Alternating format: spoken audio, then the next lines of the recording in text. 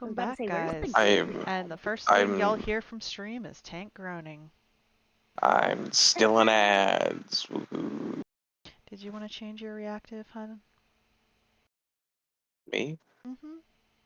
You're I still don't the remember you're what I still the am. regular little dude. Oh, getting better.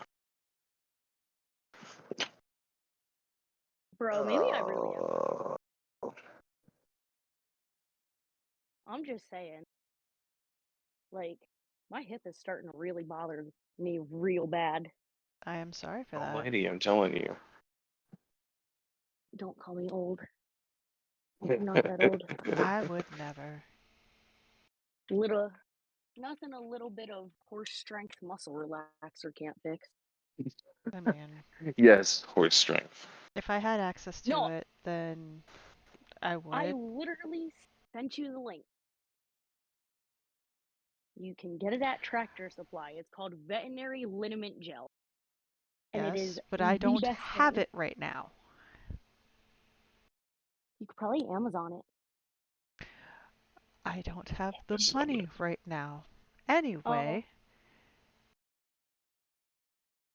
that's fair, Mar. We yes, had some goat Amazon. cheese earlier today because Sagro and I did an offering to Odin, and so it was eggnog, goat cheese, crackers, summer sausage, and some slices from the dark uh, chocolate orange. and now I smell like and menthol. Menthol's not a bad smell. Menthol. No, it's really not. So Oh Lord Almighty! I am going to finish Hi, Wesson. off the book and Ooh. oh shit, hold on. How much do I have left for this? Ah, Not much, actually. So I to give some context why this is going to be a fairly, very short stream. My schedule for work changed. I'll be going to work tomorrow at 4 in the morning. It is currently like almost 7, so I'll have to be up at 3. Greeting today. And I had a seizure oh this Lord morning, Almighty! so yeah. And my neck, it hurts incredibly bad. But I You am gotta pick here. one, Wes. I am here for y'all. So, um, Thank you, mother. yes. So we have the four children got into Narnia. Um, The White Witch made it eternally winter but never Christmas. Her magic is starting to fade because Aslan came back, and they're getting ready to battle the White Witch, and she had captured one of the little boys, and yeah, so I am pretty sure one of the dogs just knocked their bowl over, so now I have to go investigate, and that's gonna be fun because stairs hurt like okay. really bad. So I'm gonna go ahead and start reading. While the dwarf and the White Witch were saying this, miles away the beavers and the children were walking an hour on hour after hour into what seemed a delicious dream. Long ago they had left the coats behind, and by now they had even stopped saying to one another, "Look, there's a kingfisher," or "I say, bluebells," or "What is that lovely smell?" or "Just listen to that thrush." They walked on in silence, drinking it all in, passing through patches of warm sunlight into cool green thickets, and out again into wide mossy glades. There were tall elms where tall elms raised the leafy roof far overhead, and then into dense masses of flowing currant, and among hawthorn bushes there was the sweet smell was almost overpowering. They had just been surprised as Edmund when they saw the winter vanishing, and the whole wood passing in a few hours or so from January to May. They hadn't even known for certain, as the witch did, that this is what would happen when Aslan came to Narnia. But they all knew that it was her spells which had produced the endless winter, and therefore they all knew when this magic spring began that something had gone wrong, and badly wrong, with the witch's schemes. And after the thaw had been going on for some time, they all realized that the witch would no longer be able to use her sledge. After that, they didn't hurry so much, and they allowed themselves more rests and longer ones. They were pretty tired by now, of course, but not what I'd call bitterly tired. Only slow and feeling dreamy and quiet inside, as one does when one is coming to the end of a long day in the open. Susan had a slight blister on one heel.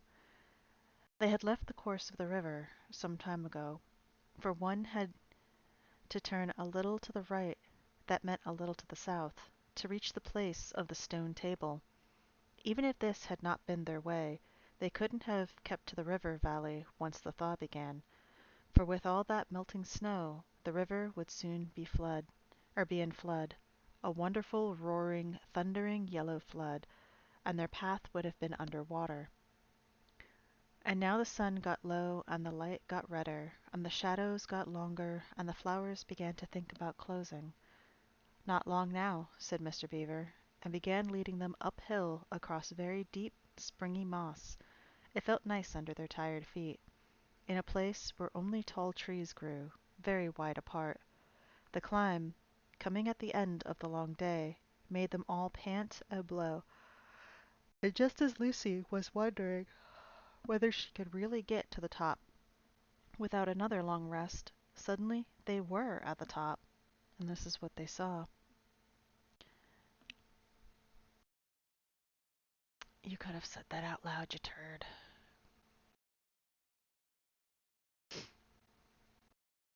Okay. You're in the wardrobe now. Bye.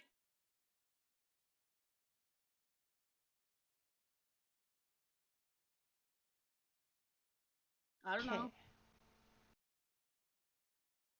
Lesson.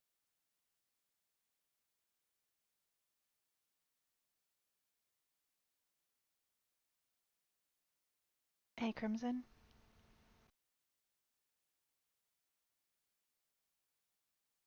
Whoops. You think you can mute it for me? Yeah, my bad. I No, forgot that no, when my no, no. AirPods You're die, good. You're good. it unmutes.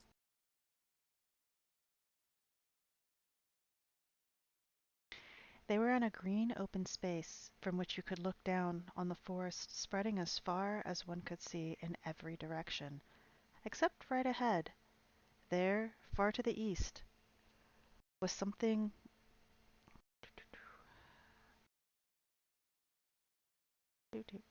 twinkling and moving. By gum, whispered Peter to Susan, the sea. In the very middle of this open hilltop was the stone table. It was a great grim slab of gray stone supported by four upright stones. It looked very old, and it was cut all over with strange lines and figures that might be the letters of an unknown language. They gave you a curious feeling when you looked at them. The next thing they saw was a pavilion pitched on one side of the open place. A wonderful pavilion it was, and especially now when the light of the setting sun fell upon it, with sides of what looked like yellow silk and cords of crimson and tent pegs of ivory, and high above it on a pole a banner which bore a red rampant lion fluttering in the breeze, which was blowing in their faces from the far-off sea. While they were looking at this, they heard a sound of music on their right, and turned in the direction they saw what had what they had come to see. Aslan stood in the center of a crowd of creatures who had grouped themselves around him in the shape of a half-moon. There were tree women, there were well women, dryads and naiads as they used to be called in our world, who had stringed instruments. It was they who had made the music. There were four great centaurs. The horse part of them was like huge English farm horses, and the man part was like stern from beautiful giants. There was also a unicorn, and a bull with the head of a man, and a pelican, and an eagle, and a great dog, and next to Aslan stood two leopards, of whom one carried his crown and the other his standard. But as for Aslan himself, the beavers and the children didn't know what to do or say when they saw him. People who have not been to Narnia sometimes think that a thing cannot be good and terrible at the same time. If the children had ever thought so, they were cured of it now, for when they tried to look at Aslan's face, they just caught a glimpse of a yellow mane and the great royal, solemn, overwhelming eyes, and they found they couldn't look at him, and went all trembly. "Go on," whispered Mr. Beaver. "No," said Peter. "You first." "No, sons of Adam before animals," whispered Mr. Beaver back again. "Susan," whispered Peter, "what about you? Ladies first." "No, you're the eldest," whispered Susan. And of course, the longer they went on doing this, the more awkward they felt. Then at last Peter realized that it was up to him.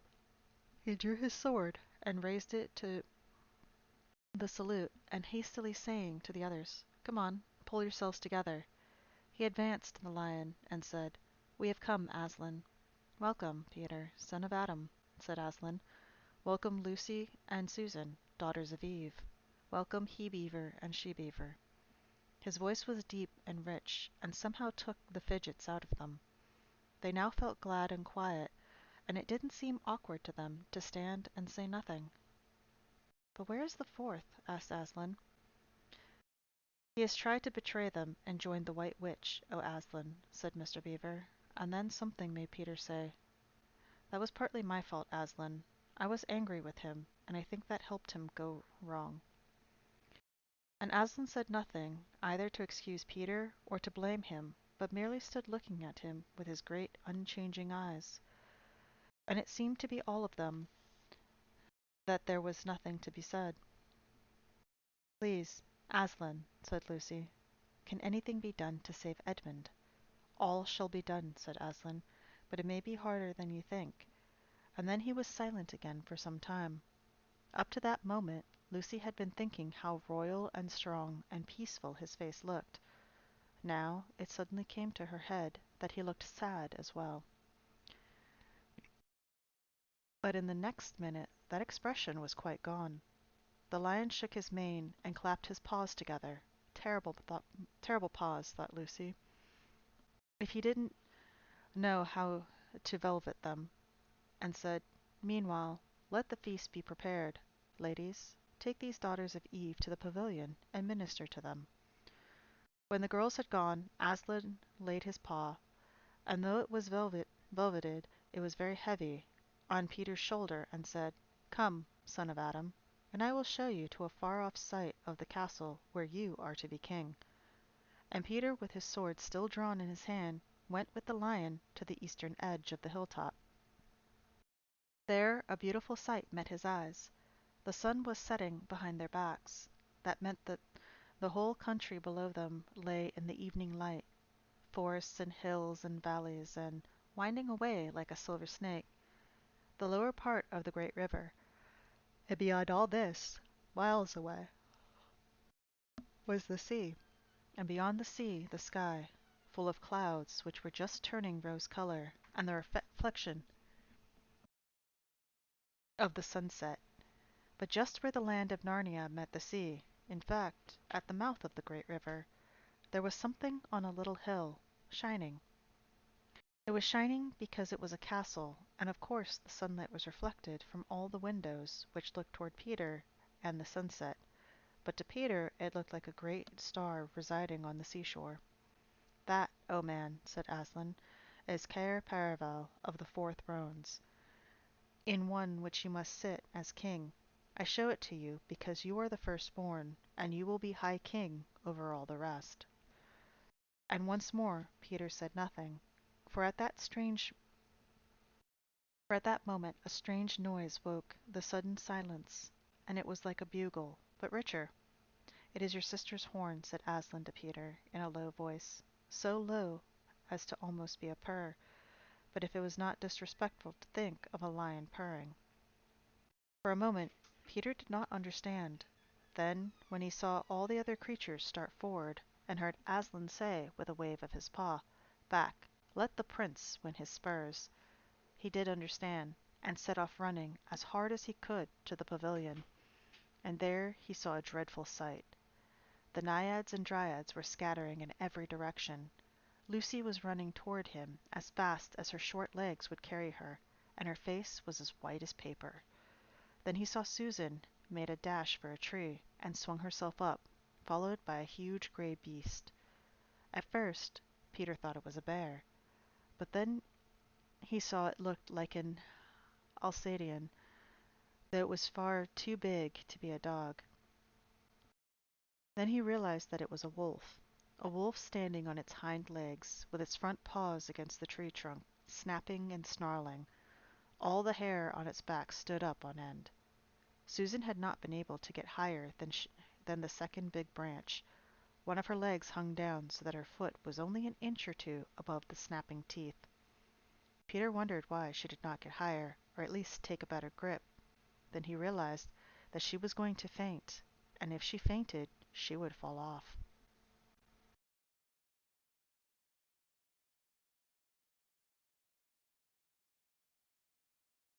Peter did not feel very brave. Indeed, he felt he was going to be sick, but that made no difference to what he had to do. He rushed straight up to the monster and aimed a slash of his sword at its side. That stroke never reached the wolf. Quick as lightning it turned round, its eyes flaming, and its mouth wide open in a howl of anger. If it had not been so angry that it simply had to howl, it would have gotten him by the throat at once. As it was, though all this happened too quickly for Peter to think at all, he had just time to duck down and plunge his sword as hard as he could between the brute's forelegs and into its heart. Then came a horrible, confused moment like something in a nightmare. He was tugging and pulling, and the wolf seemed neither alive nor dead, and its bared teeth knocked against his forehead, and everything was blood and heat and hair. A moment later he found that the monster lay dead, and he had drawn his sword out of it and was straightening his back and rubbing the sweat off his face and out of his eyes. He felt tired all over. Then, bit, then after a bit, Susan came down the tree. She and Peter felt pretty shaky when they met, and I won't say there wasn't kissing and crying on both sides, but in Narnia no one thinks any the worse of you for that. Quick, quick, shouted the voice of Aslan. Centaurs, eagles, I see another wolf in the thickets. There, behind you. He has just darted away. After him, all of you. He will be going to his mistress. Now is your chance to find the witch and rescue the fourth son of Adam.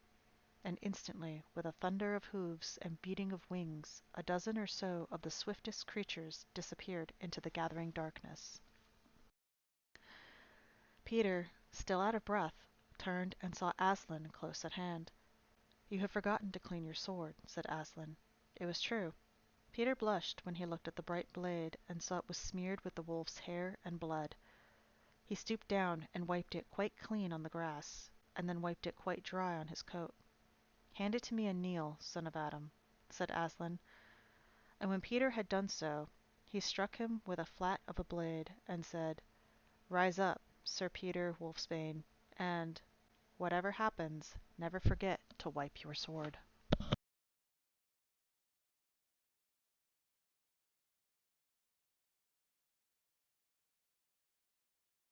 Sorry, sneezing fit.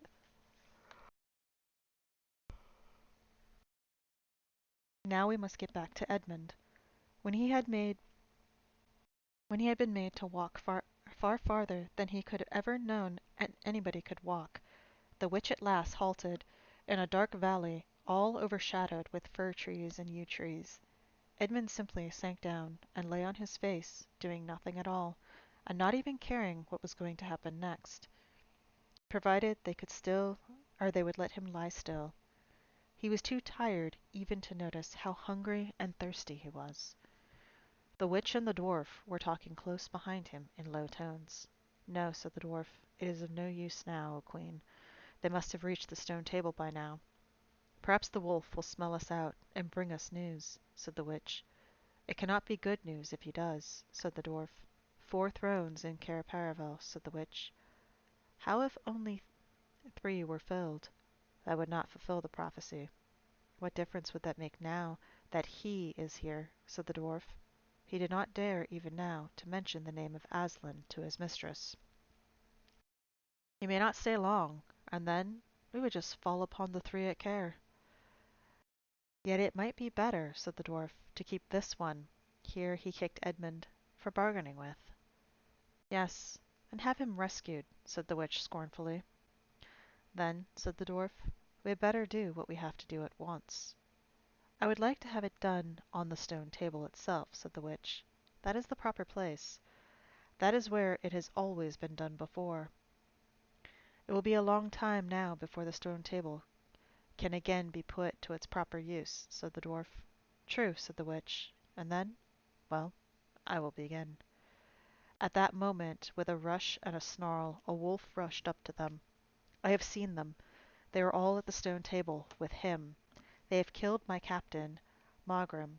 I was hidden in the thickets, and saw it all. One of the sons of Adam killed him. Fly, fly.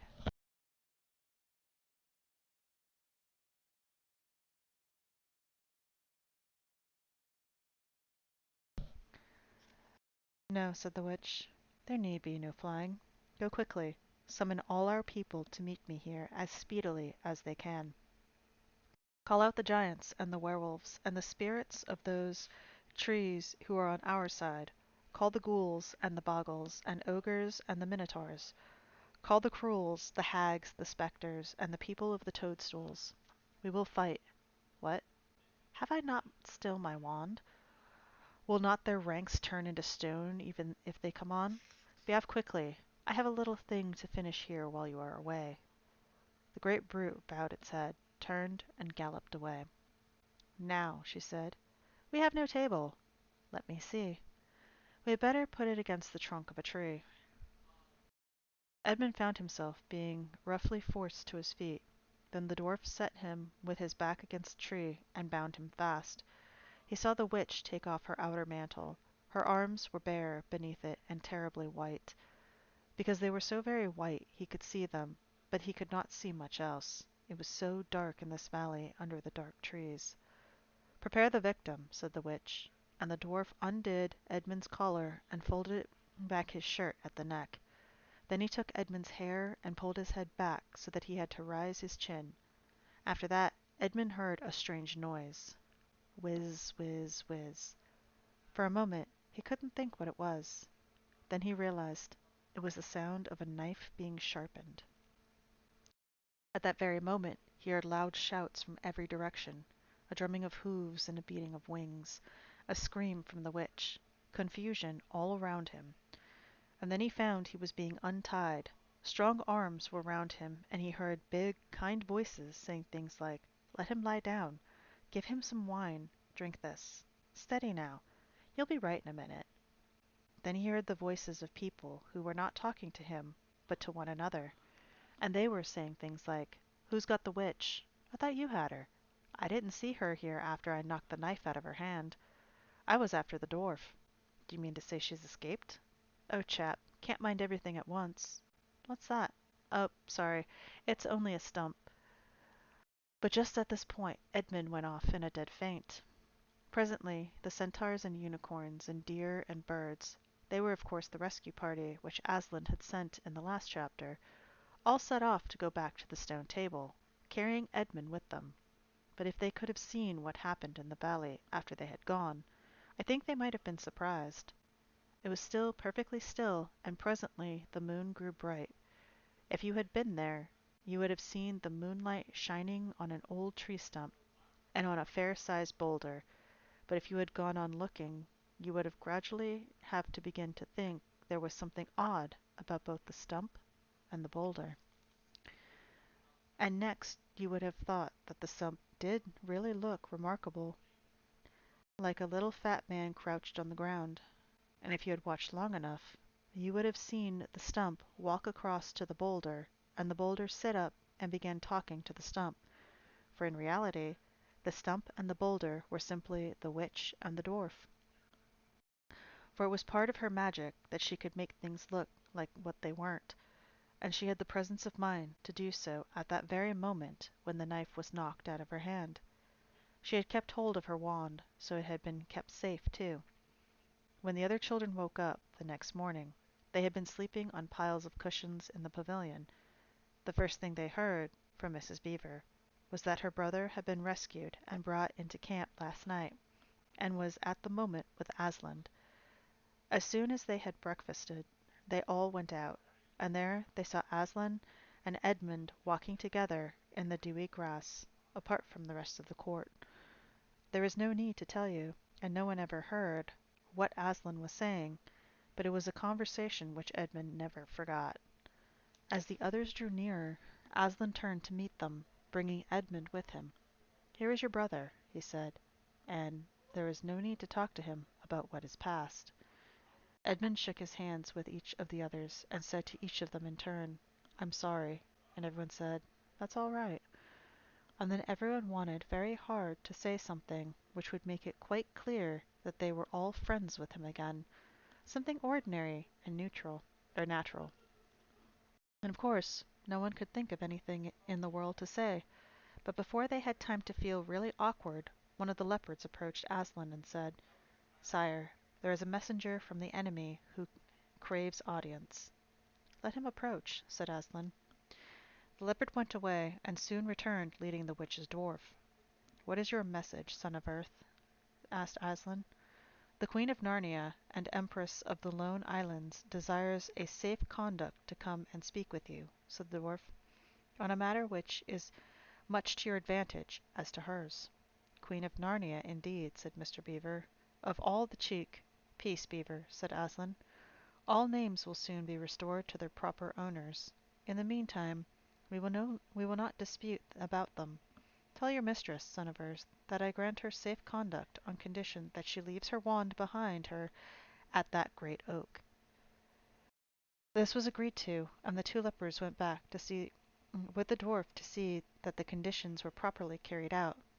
"But supposing she turns the two leopards into stone," whispered Lucy to Peter. I think the same idea had occurred to the leopards themselves. At any rate, as they walked off, their fur was standing up on their backs, and their tails were bristling, like a cat's when it sees a strange dog. "It'll be all right," whispered Peter in reply. "He wouldn't send them if they weren't." A few minutes later, the witch herself walked out on the top of the hill and came straight across and stood before Aslan. The three children, who had not seen her before, felt shudders running down their backs at the sight of her face, and there were low growls among all the animals present. Though it was bright sunshine, everyone felt suddenly cold. The only two people present who seemed to be quite at their ease were Aslan and the witch herself. It was the oddest thing to see those two faces, the golden face and the dead white face, so close together.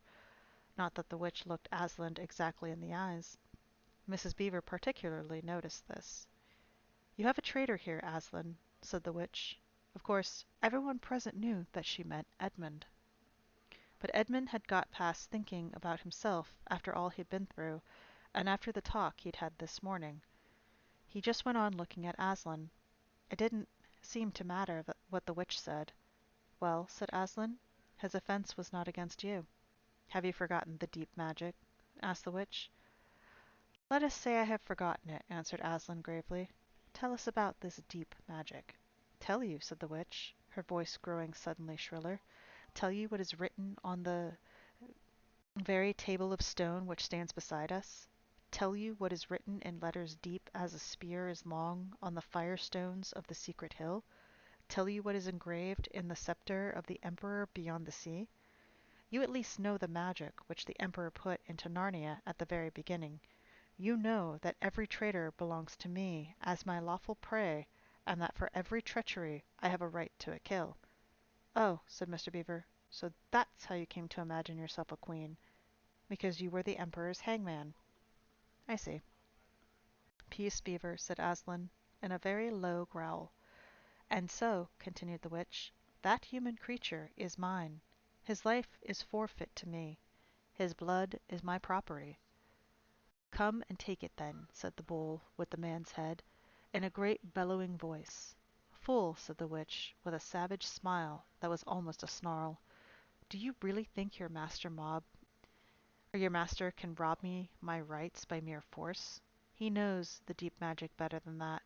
He knows that unless I have blood, as the law in all Narnia, or law says all Narnia will be overturned and perish in fire and water. It is very true, said Aslan. I do not deny it. Oh, Aslan, whispered Susan in the lion's ear, can't we, I mean, won't you, will you? Can't we do something about the deep magic? Isn't there something you can work against it? Work against the Emperor's magic, said Aslan, turning to her with something like a frown on his face. And nobody ever made that suggestion to him again. Edmund was on the other side of Aslan, looking all the time at Aslan's face. He felt a choking feeling, and wondered if he ought to say something, but a moment later he felt that he was not expected to do anything else but wait, and to do what he was told.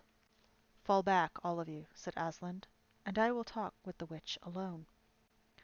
They all obeyed. It was a terrible time this, waiting and wondering while the lion and the witch talked earnestly together in low voices. Lucy said, "Oh, Edmund," and began to cry. Peter stood with his back to the others, looking out at the distant sea. The beavers stood holding each other's paws, with their heads bowed. The centaurs stamped uneasily with their hooves, but everybody became perfectly still in the end, so that you noticed even small sounds, like a bumblebee flying past, or the birds in the forest down below them, or the wind rustling in the leaves. And still the talk between Aslan and the White Witch went on. At last they heard Aslan's voice. "You can all come back," he said. "I have settled the matter. She has renounced the claim on your brother's blood." And all over the hill there was a noise as if everyone had been holding their breath and had now began breathing again. And then a murmur of talk. The witch was just turning away with a look of fierce joy on her face when she stopped and said, "But how do I know this promise will be kept?" Aslan roared, half raising from his throne, and his great mouth opened wider and wider, and the roar grew louder and louder, and the witch, after staring for a moment with her lips wide apart, picked up her skirts and fairly ran for her life. As soon as the witch had gone, Aslan said, "We must move from this place at once. It will be wanted for other purposes. We shall encamp tonight in the fjords or in the fords of Verona." Of course, everyone was dying to ask him how he had arranged matters with the witch, but his face was stern, and everyone's ears was ringing with the sound of his roar, so no one dared. After a meal, which was taken in the open air on the hilltop, for the sun had got strong by now, and dried the grass, they were busy for a while, taking the pavilion down and packing things up. Before 2 o'clock they were on the march, set off in the northeasterly direction, walking at an easy pace, for they had not far to go. During the first part of the journey, Aslan explained to Peter his plan of campaign. "As soon as she has finished her business in these parts," he said, "the witch and her crew will most certainly fall back to her house and prepare for a siege. You may or may not be able to cut her off, and prevent her from reaching it." He then went on to outline 2 plans of battle, one for fighting the witch and her people in the wood, and another for assaulting her castle. And all the time he was advising Peter how to conduct the operations, saying things like, "You must put your centaurs in such and such a place," or "You must post scouts and see that she does not do so and so," till at last Peter said, "But you'll be there yourself, Aslan." "I can give you no promise of that," answered the lion, and he continued giving Peter his instructions. For the last part of the journey, it was Susan and Lucy who saw most of him. He did not talk very much, and seemed to them to be sad. It was still afternoon when they came down to a place where the river valley had widened out and the river was broad and shallow. This was the fords of Verona, and Aslan gave orders to halt on this side of the water. But Peter said, "Wouldn't it be better to camp on the far side, for fear she should try a night attack or anything?" Aslan, who seemed to have been thinking about something else, roused himself with a shake of his magnificent mane, and said, "Eh, what's that?" Peter said it all over again. No, said Aslan in a dull voice, as if he didn't matter, or as if it didn't matter. No, she will not make an attack tonight. And then he sighed deeply, but presently he added, all the same, it was well thought out of. That is how a soldier ought to think. But it doesn't really matter.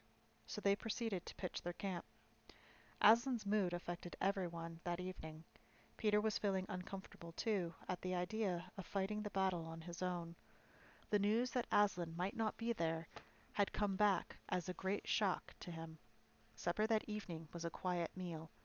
Everyone felt somehow different, or everyone felt how different it had been last night, and even that morning. It was as if the good times, having just begun, were already drawing to their end.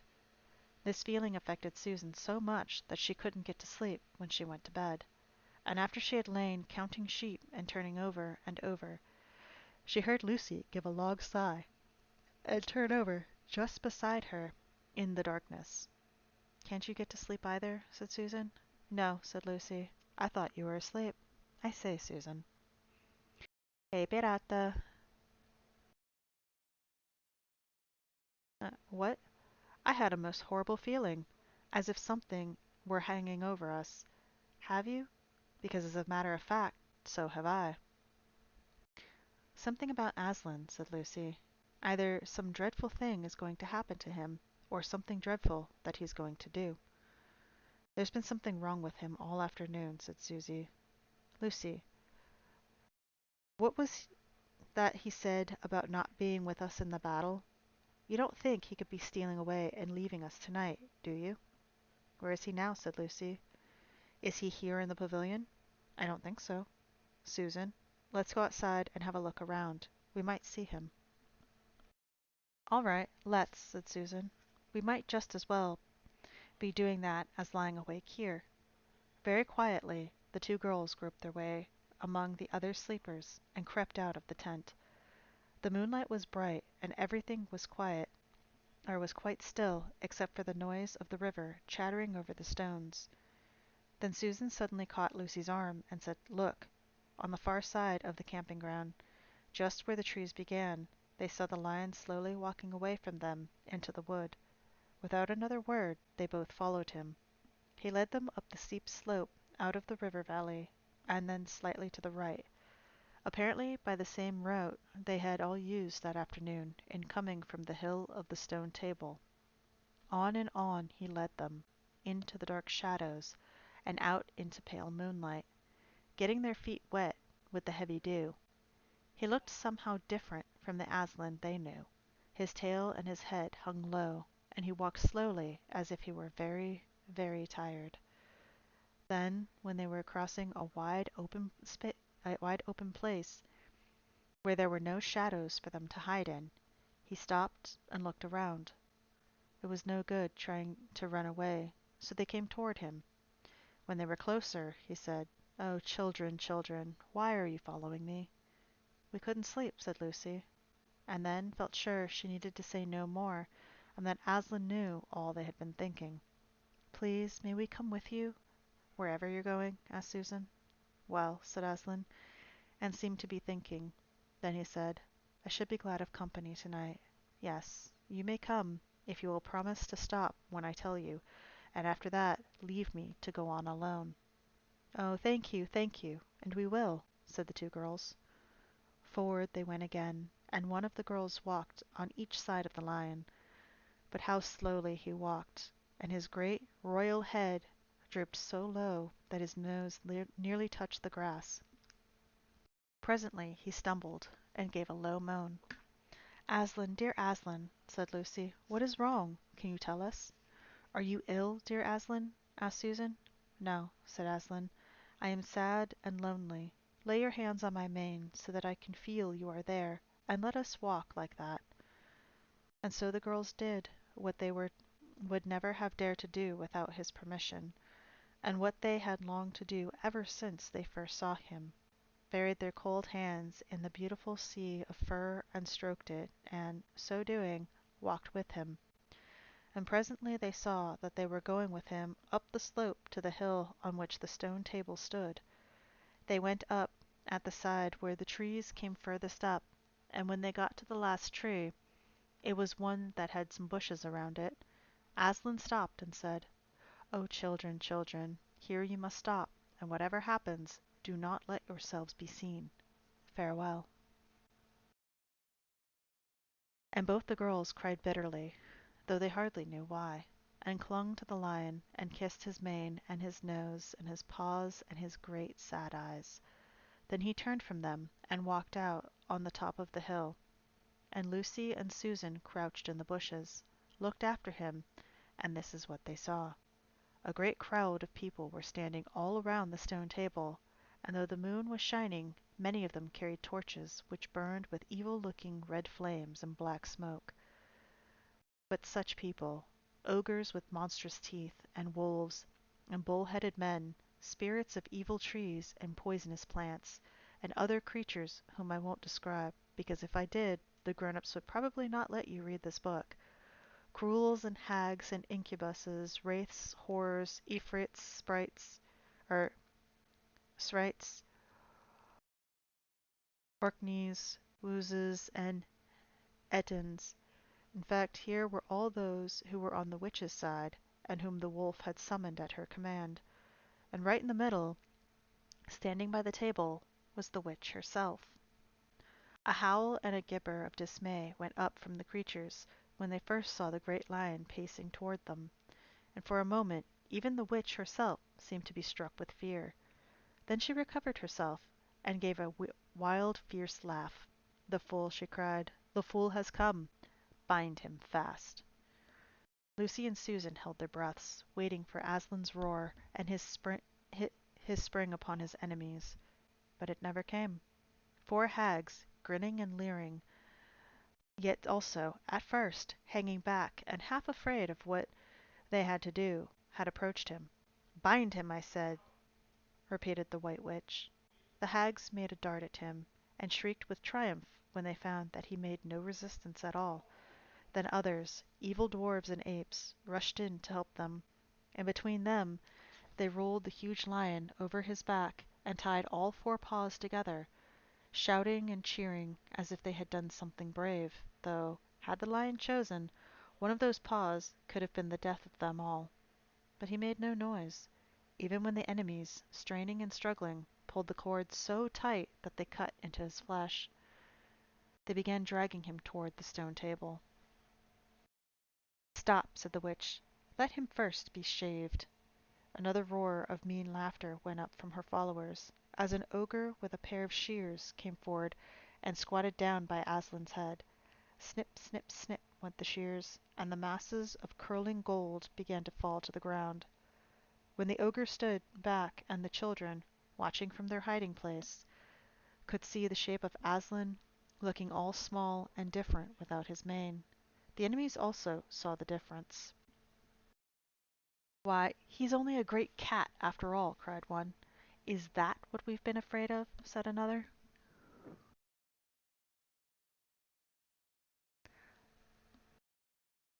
And they surged around Aslan, jeering at him, saying things like "Puss, puss," uh, "Poor cat," and "How many mice have you caught today, kitty?" and "Would you like a saucer of milk, pussums?" "Oh, how can they?" said Lucy, tears streaming down her cheeks. "The brutes, the brutes!" For now that the first shock was over, and the shorn face of Aslan looked to her braver and more beautiful and more patient than ever. "Muzzle him," said the witch, and even now, as they worked about his face putting on the muzzle, one bite from his jaws could have cost two or three of them their hands. But he never moved, and this seemed to enrage all that rabble. Everyone was at him now. Those who had been afraid to come near him even after he was bound began to find their courage, and for a few minutes the two girls could not even see him. So quickly was he surrounded by the whole crowd of creatures, kicking him, hitting him, spitting on him, jeering at him. At last the rabble had had enough of this. They began to drag the bound and muzzled lion to the stone table, some pulling, some pushing. He was so huge that even when they got him there, It took all their efforts to hoist him onto the surface of it. Then there was more tying and tightening of the cords. The cowards, sobbed Susan. Were they still afraid of him, even now, when once Aslan had been tied, and tied so that he was really a mass of cords on the flat stone? A hush fell over the crowd. 4 hags, holding 4 torches, stood at the corners of the table. The witch bared her arms, as she had bared them at the previous night, when it had been Edmund instead of Aslan. When she began to whet her knife, it looked to the children, when the gleam of the torchlight fell on it, as if the knife were made of stone, not of steel, and it was of a strange, evil shape. At last she drew near. She stood by Aslan's head. Her face was working and twitching with passion, but his looked up at the sky, still quiet, neither angry nor afraid, but a little sad. Then, just before she gave the blow, she stooped down and said in a quivering voice, "And now who has won? Fool, did you think that by all this you would save the human traitor? Now I will kill you instead of him, as our pact was, and so the deep magic will be appeased. But when you are dead, what will prevent me from killing him as well? And who will take him out of my hand then? Understand that you have given me Narnia forever. You have lost your own life, and you have not saved his. In that knowledge, despair and die." The children did not see the actual moment of the killing. They couldn't bear to look and had covered their eyes.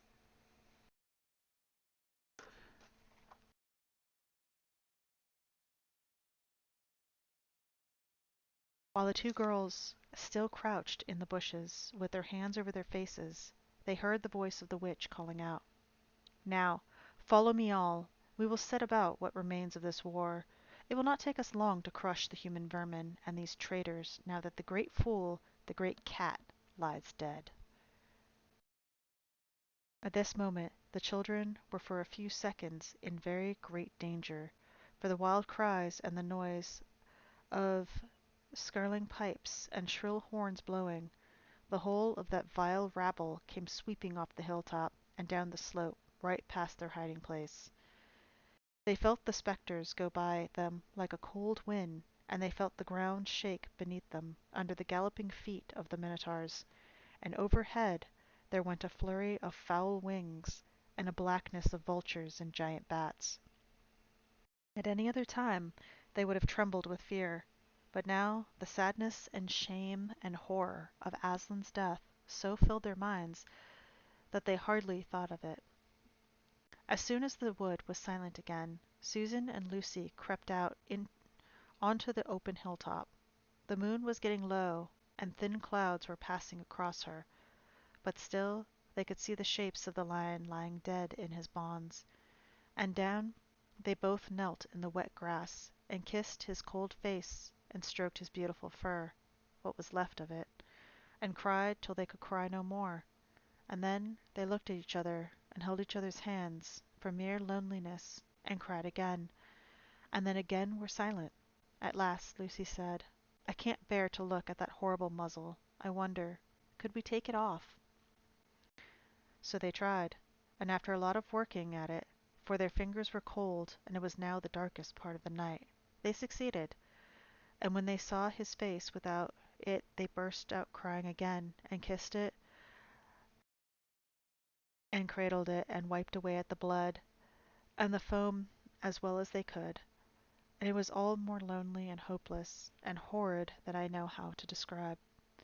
"I wonder, could we untie him as well?" said Susan presently. But the enemies, out of pure spitefulness, had drawn the cords so tight that the girls could make nothing of the knots. I hope no one who reads this book has been quite miserable as Susan and Lucy were that night.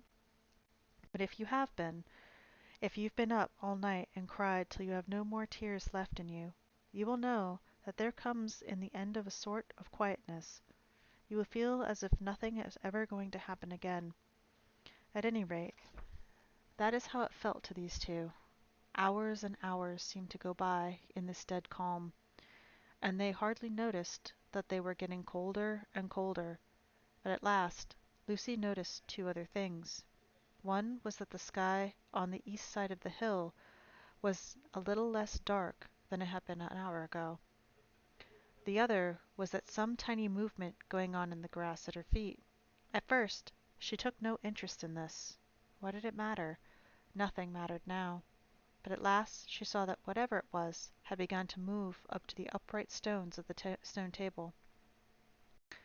And now, whatever they were moving about on Aslan's body. She peered closer.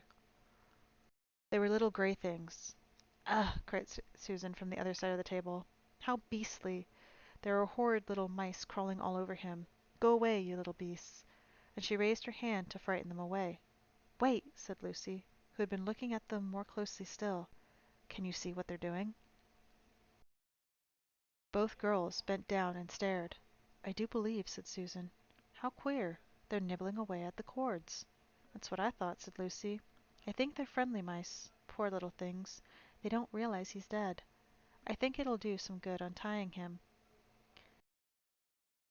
It was quite definitely lighter now. Each of the girls noticed, for the first time, the white face of the other, and they could see the mice nibbling away, dozens and dozens, even hundreds of little field mice. And at last, one by one, the ropes were all gnawed through. The sky in the east was whitish by now, and the stars were getting fainter, all except one very big one low down on the eastern horizon. They felt colder than they had been all night. The mice crept away again. The girls cleared away the remains of the gnawed ropes. Aslan looked more like himself without them. Every moment his dead face looked nobler. As the night grew, and they could see it better. In the wood behind them, a bird gave a chuckling sound. It had been so still for hours and hours that it startled them. Then another bird answered it. Soon there were birds singing all over the place. It was quite definitely early in the morning now, not late at night. I am so cold, said Lucy. So am I, said Susan. Let's walk about a bit. They walked to the eastern edge of the hill and looked down. The one big star had almost disappeared. The country all looked dark gray, but beyond, at the very end of the world, the sea showed pale. The sky began to turn red. They walked to and fro more times than they could count between the dead Aslan and the eastern ridge, trying to keep warm, and oh, how tired their legs felt. Then at last, as they stood for a moment looking out toward the sea and Cair Paravel, which they could now just make out, the red turned to gold along the line where the sea and the sky met, and very slowly up came the edge of the sun. And that moment they heard from behind them a loud noise, a great cracking, deafening noise, as if a giant had broken a giant's plate. What's that? Said Lucy, clutching Susan's arm. I feel afraid to turn around, and said Susan. Something awful is happening. They're doing something worse to him, said Lucy. Come on. And she turned, pulling Susan round with her. The rising of the sun had made everything look so different. All colors and shadows were changed, that for a moment they didn't see the important thing. Then they did. The stone table had broken into two pieces by a great crack that ran down it from end to end, and there was no Aslan. Oh, oh, oh, cried the two girls, rushing back to the table. Oh, it's too bad, sobbed Lucy. They might have left the body alone. Who has done it? Cried Susan. Who does it mean? Is it more magic? Yes, said a great booming voice behind their backs. It is more magic. They looked round. There, shining in the sunrise, larger than they had seen him before, shaking his mane, for it had apparently grown again, stood Aslan himself. Oh, Aslan, cried both the children, staring up at him, almost as much frightened as they were glad. Aren't you dead, then, dear Aslan? Said Lucy. Not now, said Aslan. You're not asked Susan in a shaky voice. She couldn't bring herself to say the word ghost. Aslan stooped his gold head and licked her forehead. The warmth of his breath and a rich sort of smell that seemed to hang about his hair came all over her. Do I look it? He said. Oh, you're real, you're real. Oh, Aslan, cried Lucy, and both girls flung themselves upon him and covered him with kisses. But what does it all mean?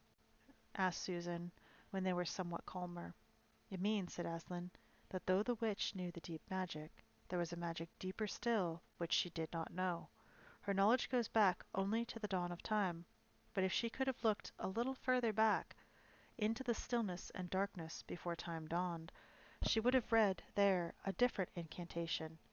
She would have known that when a willing victim, who has committed no treachery, was killed in a traitor's stead, the table would crack and death itself would start working backward.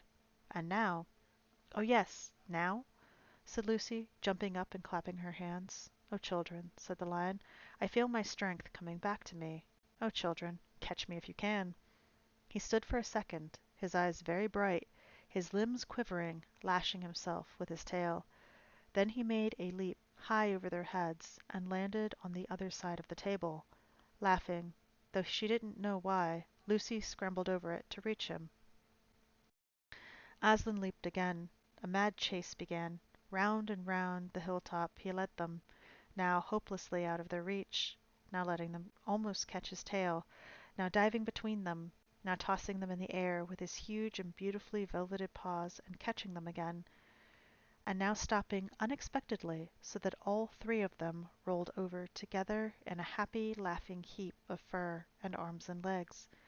It was such a romp as no one had ever expected in Narnia, and whether it was more like playing with a thunderstorm or playing with a kitten, Lucy could never make up her mind.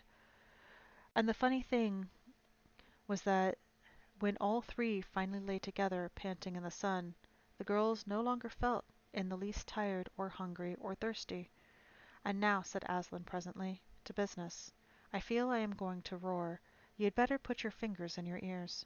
And they did, and Aslan stood up, and when he opened his mouth to roar his face became so terrible that they did not dare look at it, and they saw all the trees in front of him bend before the blast of his roaring as grass bends in a meadow before the wind. Then he said, we have a long journey to go. You must ride on me. And he crouched down, and the children climbed onto his warm, golden back, and Susan sat first, holding on tightly to his mane, and Lucy sat behind, holding on tightly to Susan.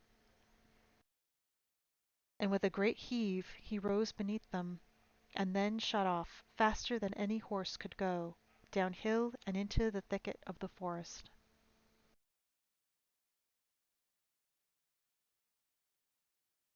That ride was perhaps the most wonderful thing that had happened to them in Narnia. Have you ever had a gallop on a horse? Think of that, and then take away the heavy noise of the hoofs and the jingle of the bits, and imagine instead the most noiseless padding of the great paws. Then imagine instead of the black or gray or chestnut back of the horse, the soft roughness of golden fur, and the mane flying back in the wind. And then imagine you are going about twice as fast as the fastest racehorse.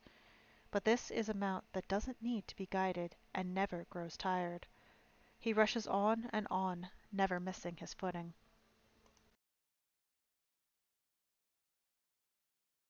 Never hesitating, threading his way in perfect skill between tree trunks, jumping over bush and briar and the smaller streams, wading the larger, swimming the largest of all. And you are riding not on a road, nor in a park, nor even on the downs, but right across Narnia, in spring down solemn avenues of beech and across sunny glades of oak, through wild orchards of snow-white cherry trees, past roaring waterfalls and mossy rocks and echoing caravans, up windy slopes, alight with gorse and bushes, and across the shoulders of heathery mountains and along giddy ridges and down, down, down again into wild valleys and out into acres of blue flowers. It was nearly midday when they found themselves looking down a steep hillside at a castle. A little toy castle it looked from where they stood, which seemed to be all pointed towers. But the lion was rushing down at such a speed that it grew larger every moment Before they had time to ask themselves what it was, they were already level with it, and now it no longer looked like a toy castle, but rose frowning in front of them. No face looked over the battlements, and the gates were fast shut, and Aslan, not at all slacking his pace, rushed straight as a bullet toward it. "The witch is home!" he cried. "Now, children, hold tight." Hey, as Next moment the whole world seemed to turn upside down, and the children felt as if they had left their insides behind them. For the lion had gathered himself together for a greater leap than he had yet made and jumped, or you may call it flying rather than jumping, right over the castle wall. The two girls, breathless but unhurt, found themselves tumbling off his back in the middle of a wide stone courtyard full of statues. "What an extraordinary place!" cried Lucy. "All those stone animals, and people too. It's like a museum."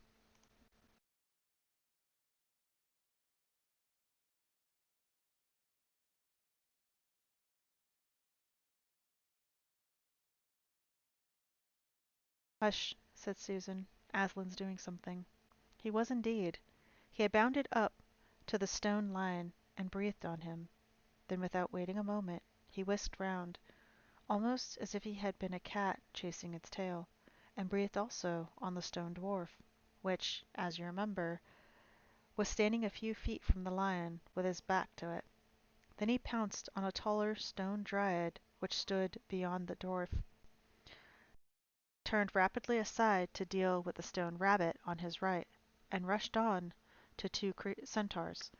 But at the moment Lucy said, "Oh, Susan, look! Look at the lion!" I expect you've seen someone put a lighted match to a bit of newspaper which is propped up on a grate against an unlit fire, and for a second nothing seems to have happened, and then you notice a tiny streak of flame creeping along the edge of the newspaper. It was like that now, for a second after Aslan breathed on him, the stone lion looked just the same. Then a tiny streak of gold began running along his white marble back. Then it spread, though the colors seemed to lick all over him as the flame licks over a bit of paper. Then, while his hindquarters were still obviously stone, the lion shook his mane, and all the heavy stone folds rippled into living hair. Then he opened his great red mouth, warm and living, and gave a prodigious yawn. And now his hind legs had come to life. He lifted one of them and scratched himself. Then, having caught sight of Aslan, he went bounding after him and frisked around him, whimpering with delight and jumping up to lick his face. Of course, the children's eyes turned to follow the lion, but the sight they saw was so wonderful that they soon forgot about him. Everywhere the statues were coming to life. The courtyard looked no longer like a museum. It looked more like a zoo. Creatures were running after Aslan and dancing around him till he was almost hidden in the crowd. Instead of all the deadly white, the courtyard was now a blaze of colors: glossy chestnut sides of centaurs, indigo horns of unicorns, dazzling plumage of birds, ruddy brown of fox, dogs and satyrs, yellow stockings and crimson hoods of dwarves, and the birch girls in silver, and the beech girls in fresh, transparent green, and the larch girls in green so bright that it was almost yellow. And instead of the deadly silence, the whole place rang with the sound of happy roarings, brayings, yelpings, barkings, squealings, cooings, neighings, stampings, shouting, hurrahs, song, and laughter. "Oh," said Susan, in a different tone. "Look, I mean, is it safe?"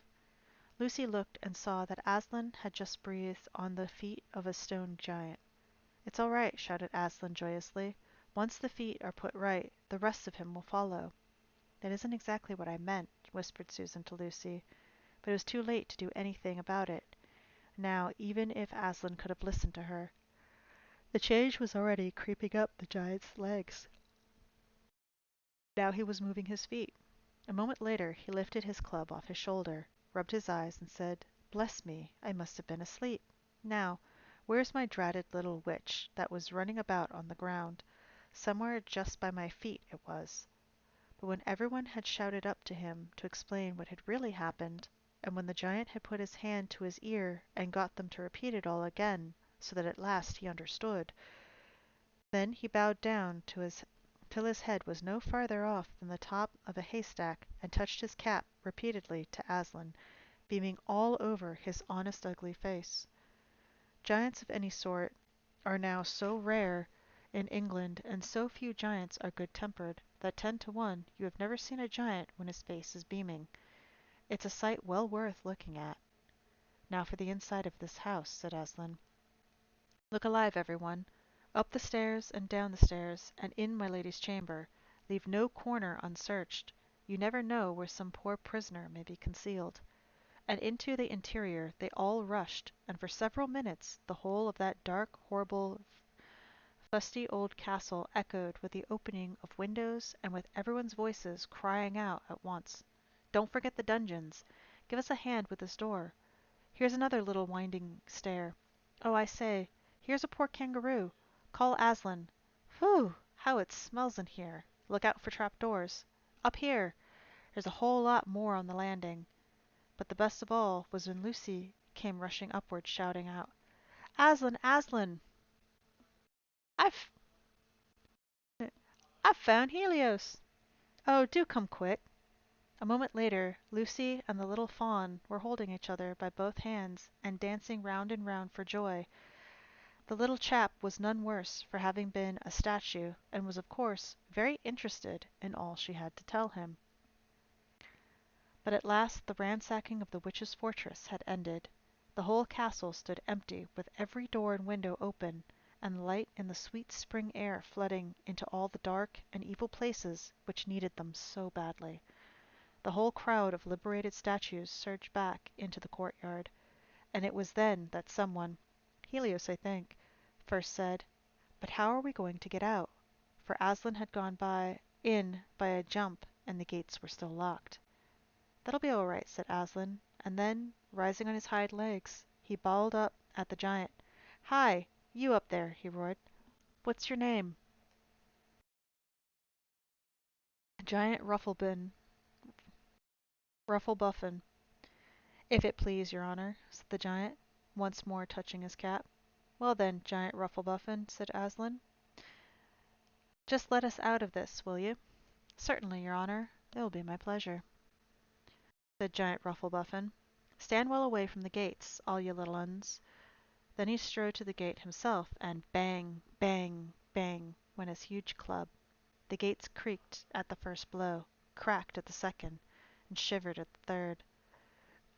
Then he tackled the towers on either side of them, and after a few minutes of crashing and thudding, both the towers and a good bit of wall on each side went thuttering down in a mass of hopeless rubble. And when the dust cleared, it was odd, standing in a dry, grim stone yard, to see through the gap all the grass and waving trees and sparkling streams of the forest and the blue hills beyond that, and beyond them the sky. "Bloated if I ain't all in a muck sweat," said the giant, puffing like the largest railway engine. "Comes of being out of condition. I suppose neither of you young ladies has such a thing as a pocket handkerchief about you?" "Yes, I have," said Lucy, standing up on tiptoes and holding her handkerchief up as far as she could reach. "Thank you, missy," said Giant Rufflebuffin, stooping down. Next moment Lucy got rather a fright, for she found herself caught up in mid-air between the giant's finger and thumb. But just as she was getting near his face, he suddenly stared, and then put her gently back on the ground, muttering, "Bless me, I've picked up the little girl instead. I beg your pardon, missy. I thought you was the handkerchief." "No, no," said Lucy, laughing. "Here it is." This time he managed to get it, but it was only about the same size to him as a saccharine tablet would be to you, so that when she saw him solemnly rubbing it to and fro across his great face, she said, "I'm afraid it's not much use to you, Mr. Rufflebuffin." "No, not at all, not at all," he said politely. "Never met a nicer handkerchief So fine, so handy, so I don't know how to describe it. What a nice giant he is, said Lucy to Helios. Oh yes, replied the fawn. All the Buffins always were. One of the most respected of all the giant families in Narnia. Not very clever, perhaps. I never knew a giant that was. But an old family, with traditions, you know. If he'd been the other sort, she'd never have turned him into stone. At this point, Aslan clapped his paws together and called for silence. Our day's work is not yet over, he said, and if the witch is to be finally defeated before bedtime, we must find the battle at once. And join in, I hope so, sir, added the largest of the centaurs. Of course, said Aslan. And now, those who can't keep up, that is, children, dwarfs, small animals, must ride on the backs of those who can, that is, lions, centaurs, unicorns, horses, giants, and eagles. Those who are good with their noses must come to the front of us lions to smell out where the battle is. Look lively, and sort yourselves. And with a great deal of bustle and cheering, they did. The most pleased of the lot was the other lion, who kept rushing about everywhere, pretending to be very busy, but really, in order to say to everyone he met, "Did you hear what he said? Us lions. That means him and me. Us lions. That's what I like about Aslan. No side, no standoffishness. Us lions. That meant him and me. At least, he went on saying till Aslan had loaded him up with 3 dwarfs, 1 dryad, 2 rabbits, and a hedgehog, and steadied him a bit.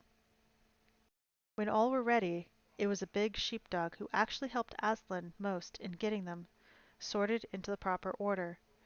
They set out through a gap in the castle wall. At first the lions and dogs went out nosing about in all directions, but then suddenly one great hound picked up the scent and gave a bay.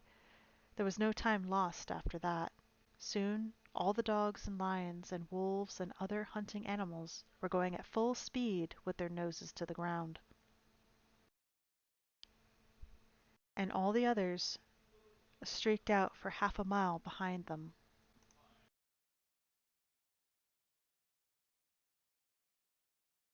Were following as fast as they could. The noise was like an English fox hunt, only better, because every now and then, with the music of the hounds, was mixed with the roar of the other lion, and sometimes the far deeper and more awful roar of Aslan himself.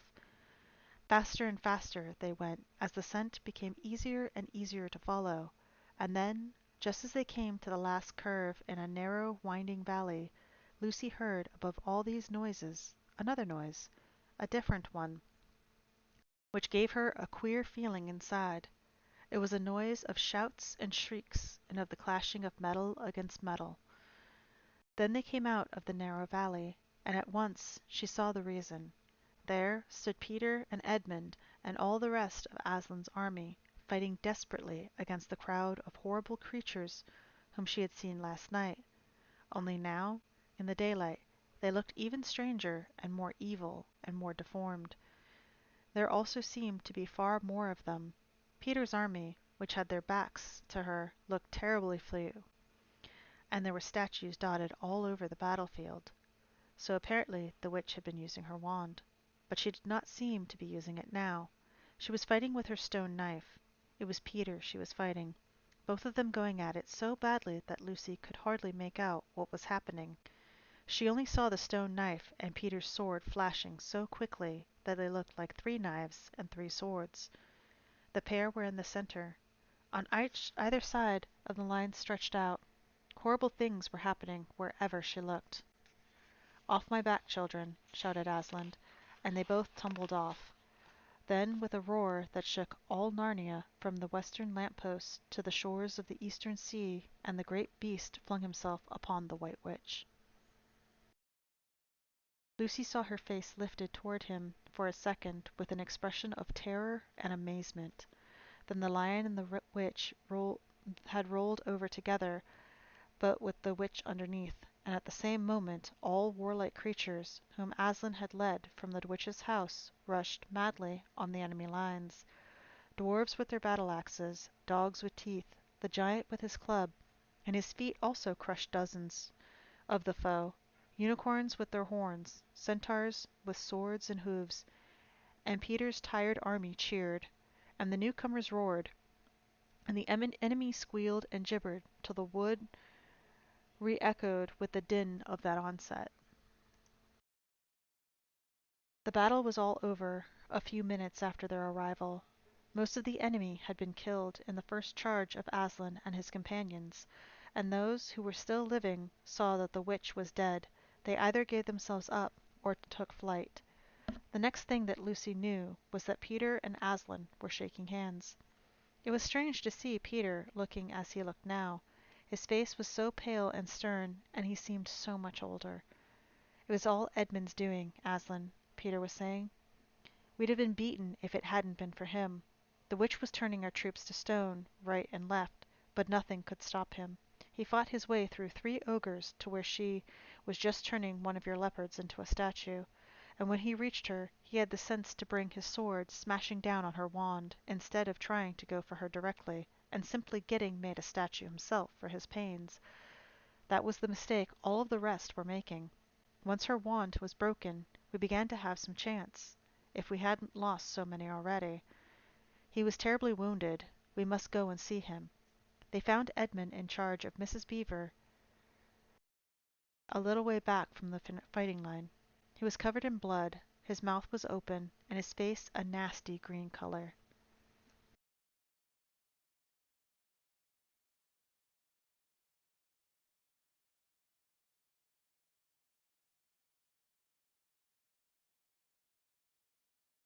Quick, Lucy, said Aslan. And then, almost for the first time, Lucy remembered the precious cordial that had been given to her for a Christmas present. Her hands trembled so much that she could hardly undo the stopper, but she managed it in the end and poured a few drops into her brother's mouth. There are other people wounded, said Aslan, while she still looked eagerly into Edmund's face, pale and wondering if the cordial would have any result.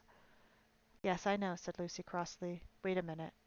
Daughter of Eve, said Aslan in a graver voice.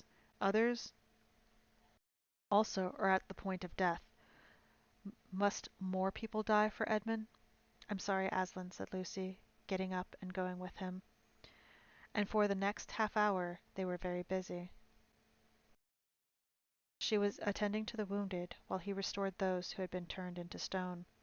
When at last she was free to come back to Edmund, she found him standing on his feet, and not only healed of his wounds, but looking better than she had seen him look, oh, for ages, in fact ever since his first term at that horrid school, which was where he was begun to go wrong. He had become his real old self again, and could look you in the face, and there on the field of battle Aslan made him a knight. Does he know, whispered Lucy to Susan, what Aslan did for him? Does he know what the arrangement with the witch really was? Hush! No, of course not, said Lucy. Oughtn't he be told? Said Lucy. Oh, surely not, said Susan. It would be too awful for him. Think how he'd feel if you were he. All the same, I think he ought to know, said Lucy. But at that moment they were interrupted. That night they slept where they were. How Aslan provided food for them all, I don't know. But somehow or other they found themselves all sitting down on the grass to a fine high tea at about 8 o'clock. The next day they began marching eastward down the side of the great river. And the next day after that, at about tea time, they actually reached the mouth. The castle of Caraparavel on its little hill towered up over them.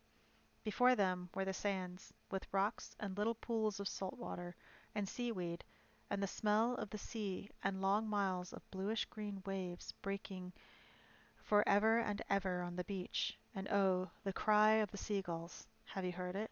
Can you remember? That evening after tea, the 4 children all managed to get down to the beach again and get their shoes and stockings off.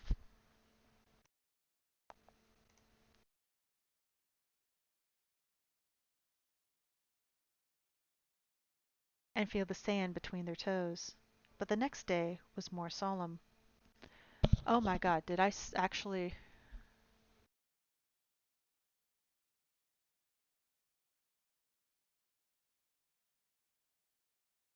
Oh, geez.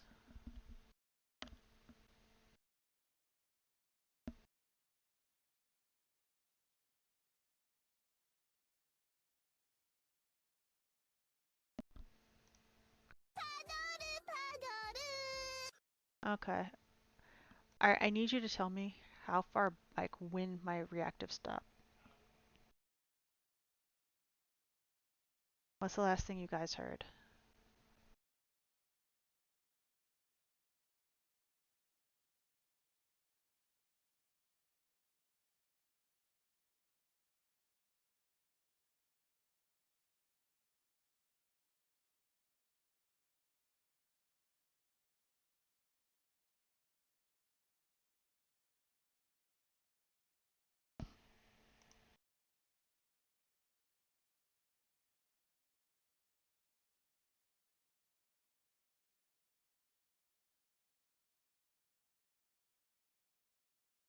That night they slept where they were. How Aslan provided food for them all, I don't know. But somehow or other they found themselves all sitting down on the grass to a high tea about 8 o'clock. The next day they began marching eastward down the side of the great river, and the next day after that, at about tea time, they actually reached the mouth. The castle of Caraparaval on its little hill towered above them. Before them were the sands, with rocks and little pools of salt water and seaweed, and the smell of the sea and the long miles of bluish green waves breaking for ever and ever on the beach. And oh, the cry of the seagulls. Have you heard it? Can you remember? That evening after tea, the four children all managed to get down to the beach again and get their toes and stockings off and feel the sand between their toes, their shoes and stockings off. But the next day was more solemn, for then in the great hall of Caraparaval, that wonderful hall with ivory roof and the west wall hung with peacock's feathers and the eastern door which looks toward the sea, in the presence of all their friends and to the sound of trumpets, Aslan solemnly crowned them and led them to the four thrones amid deafening shouts of Long live King Peter! Long live Queen Susan! Long live King Edmund! Long live Queen Lucy! Once a king or queen in Narnia, always a king or queen. Bear it well, sons of Adam, bear it well, daughters of Eve, said Aslan, and through the eastern door, which was wide open, came the voices of the mermen and the mermaids swimming close to the shore and singing in honor of their new kings and queens. So the children sat on their thrones, and scepters were put into their hands, and they gave rewards and honors to all their friends, to Helios the fawn, to the beavers, to giant Rumpelbuffin, to the leopards, and the good centaurs, and the good dwarfs, and to the lion. And that night there was a great feast in Caraparaval, and revelry and dancing, and gold flashed and wine flowed, and answering to the music inside, but stranger, sweeter, and more piercing came the music of the sea people. But amid all these rejoicings, Aslan himself quietly slipped away, and when the kings and queens noticed that he wasn't there, they said nothing about it, for Mr. Beaver had warned them. He'll be coming and going, he had said. One day you'll see him, and another you won't. He doesn't like being tied down, and of course he has other countries to attend to. It's quite all right. He'll often drop in, only you mustn't press him. He's wild, you know, not like a tame lion. And now, as you can see, this story is nearly, but not quite, at an end. These two kings and two queens governed Narnia well, and long and happy as their reign. At first, much of their time was spent in seeking out the remnants of the White Witch's army and destroying them, and indeed, for a long time there would be news of evil things lurking in the wilder parts of the forest. A haunting here, a killing there, a glimpse of a werewolf one month, and a rumor of a hag the next. But in the end, all that foul brood was stamped out, and they made good laws, and kept the peace, and saved good trees from being unnecessarily cut down, and liberated young dwarfs and young satyrs from being sent to school, and generally stopped busybodies and interferers, and encouraged ordinary people who wanted to live and let live. And they drove back the fierce giants, quite a different sort of giant, or a different sort from the giant Rufflebuffin in the north of Narnia when these ventured across the frontier. and they entered into friendship and alliance with countries beyond the sea, and paid them visits of state and received visits of state from them.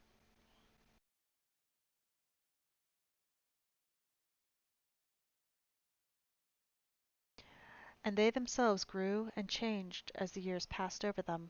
And Peter became a tall, deeply chested man with a great warrior, and he was called King Peter the Magnificent.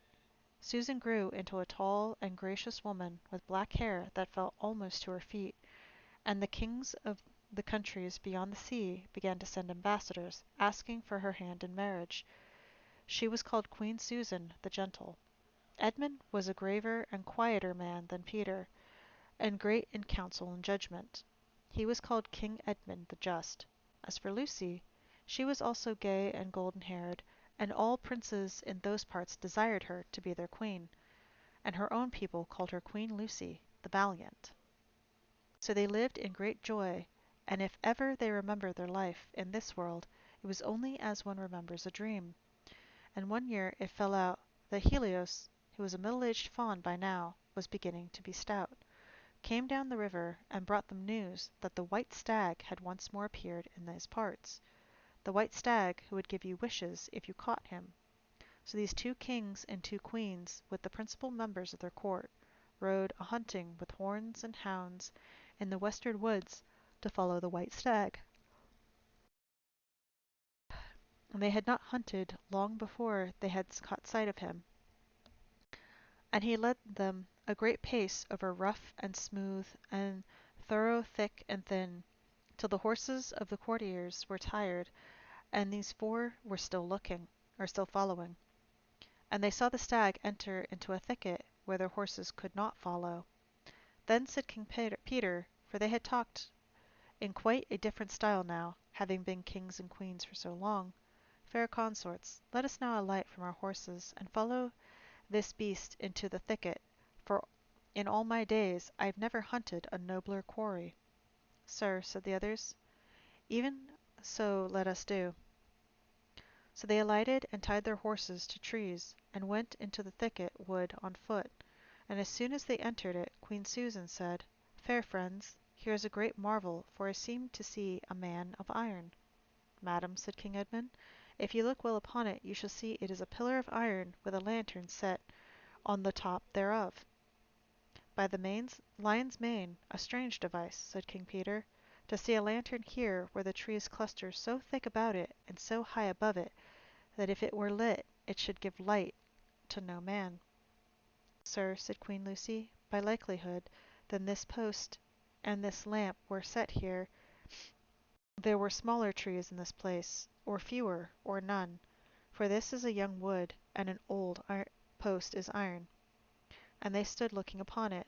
Then said King Edmund, I know how it is, but this lamp on the post worketh upon me strangely. It runs in my mind that I have seen the like before, as if it were a dream, or in the dream of a dream. Sir, answered they all, it is even so with us also. And more, said Queen Lucy, for it will not go out of my mind, that if we pass this post lantern, we shall find strange adventures, or else some great changes in our fortunes. Madam, said King Edmund, the like foreboding stirreth in my heart also. And in mine, fair brother, said King Peter. And in mine too, said Queen Susan. Wherefore by my counsel we shall lightly return to our horses, and follow this white stag no farther. Madam, said King Peter, therein I pray thee to have me excused, for never since we four were kings and queens in Narnia have we set our hands to any high matter, as battles, quests, feats of arms, acts of justice, and the like, and then given over, but always what we have taken in hand, the same we have achieved. Sister, said Queen Lucy, my royal brother speaks rightly, and it seems to me we should be shamed if for any fearing or foreboding we turned back from following so noble a beast as now we have in chase. And so say I, said King Edmund, and I have such desire to find the signification of this thing, that I would not by my good will turn back for the richest jewel in all Narnia, and all the islands. Then in the name of Aslan, said Queen Susan, if ye will have it so, let us go on and take the adventure that shall fall to us. So these kings and queens entered the thicket, and before they had gone a score of paces, they all remembered that the thing they had seen was called a lamp post, and before they had gone 20 more they noticed that they were making their way not through branches but through coats, and the next moment they all came tumbling out of a wardrobe door into the empty room, and they were no longer kings and queens in their hunting array, but just Peter, Susan, Edmund, and Lucy in their own old clothes. It was the same day and same hour of the day on which they had all gone into the wardrobe to hide. Mrs. Macready and the visitors were still talking in the passage, but luckily they never came into the empty room, and so the children weren't caught. And that would have been the very end of the story if it hadn't been that they felt they really must explain to the professor why 4 of the coats out of his wardrobe were missing. And the professor, who was a very remarkable man, didn't tell them not to be silly or not to tell lies, but believed the whole story. No, he said, I don't think it will be any good trying to go back through the wardrobe door to get those coats. You won't get into Narnia again by that route. Nor would the coats be much use by now if you did. Eh, what's that? Yes, of course you'll get back into Narnia again some day. Once a king in Narnia, always a king in Narnia. But don't go trying to use the same route twice. Indeed, don't try to get there at all. It'll happen when you're not looking for it. And don't talk too much about it, even among yourselves. And don't mention it to anyone else, unless you find that you've had adventures of the same sort themselves. What's that? How will you know? Oh, you'll know all right. Odd things they say, even their looks, will let the secret out. Keep your eyes open. Bless me, what do they teach them at these schools? And that is the very end of the adventure of the wardrobe. But if the professor was right, it was only the beginning of the adventures of Narnia. And that is the end of the second story. Did you? I hope you guys have liked it.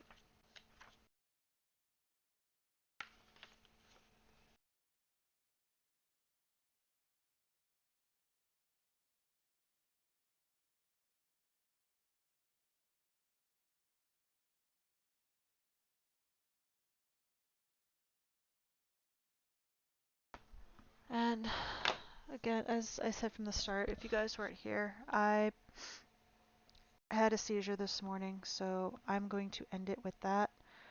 Um, and I also have to be at work at 4 in the morning, which means I have to get up at 3. So we're going to go ahead and go raid the cafe.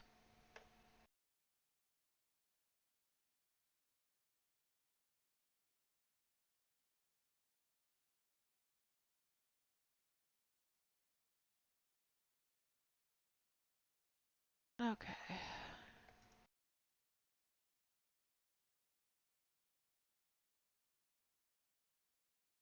So let's go let's go annoy Sagro now. Alright. See you guys later.